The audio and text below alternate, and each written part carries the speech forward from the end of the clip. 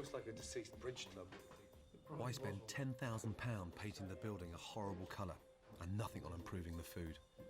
The reason for doing it was to show people that the place had changed hands, that it was very different. Yeah. At night, though, we light it up with purple lighting. It looks fantastic. Very, very But it has different. probably alienated some of our old core business.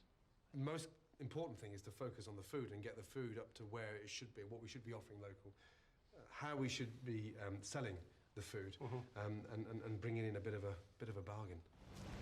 I'm taking Richard down the high street to find out where his ex-customers are eating. I can't believe how close together all the restaurants are. Yeah, really, really. On one high street. Isha's made up of wealthy city types, ladies at lunch, and surprisingly, thousands of Americans who work for a big conglomerate in the area.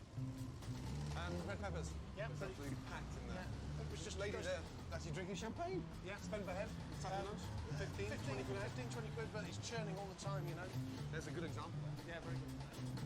Richard's a businessman, and I want him to see how much money these places are taking. There are 23 restaurants on the high street, so competition is fierce. But I bet most people don't even know there's a restaurant at Moore Place. Quick challenge. We're going to ask a family. We're going to stop them and say, have you heard of Moore Place? Yeah. Do you know what it is? Do you know where it is? Come and try us for lunch. Have you heard of Moore Place? No? Have you heard of Moore Place? Unfortunately not. You haven't. You heard of Moore Place? Yeah, up the road. Up the road there. Have you been? Have you used the place before? No, I don't like the colour of it. You don't? You don't like... It strikes you as being an eyesore. Another purple building there. It's a funeral director. You didn't copy that, did you? What, Moore Place? Yes. Well, before they painted it, a strange colour. Right. You're not a fan of the colour? No. If we paint it differently tomorrow, would you come back next week? Yes. There they go. I'm going to I'll get 2 brushes. You can have one of them and I'll have the other. So, in a survey on the colour... I think this trip's opened his eyes to the potential of his own restaurant. And has given me an idea for the new menu. The plan is to give the restaurant a new direction and get people talking about Moore Place. Now, you know, the deep-fried shit has to go, and the parsley around the plates and the chopped tomato, and that's fucking 70s crap at its best. Gordon, I have no desire to spend the rest of my working day smelling of fat.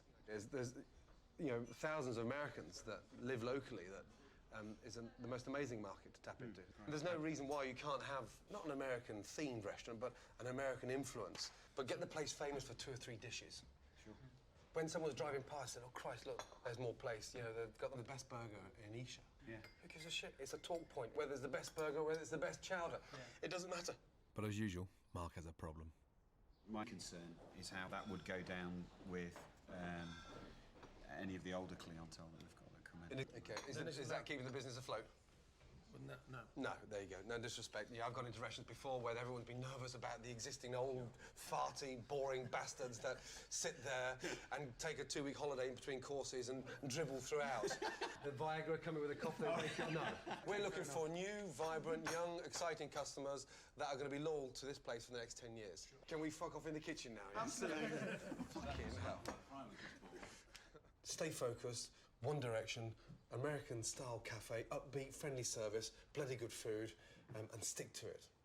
And if Mark bangs on again about the justification to why I should accept that he cooks 99% of his food in a fucking deep-fat fryer, and to why they spent, what, £12,500 on 6 fucking microwaves, I'll put one up his arse sideways.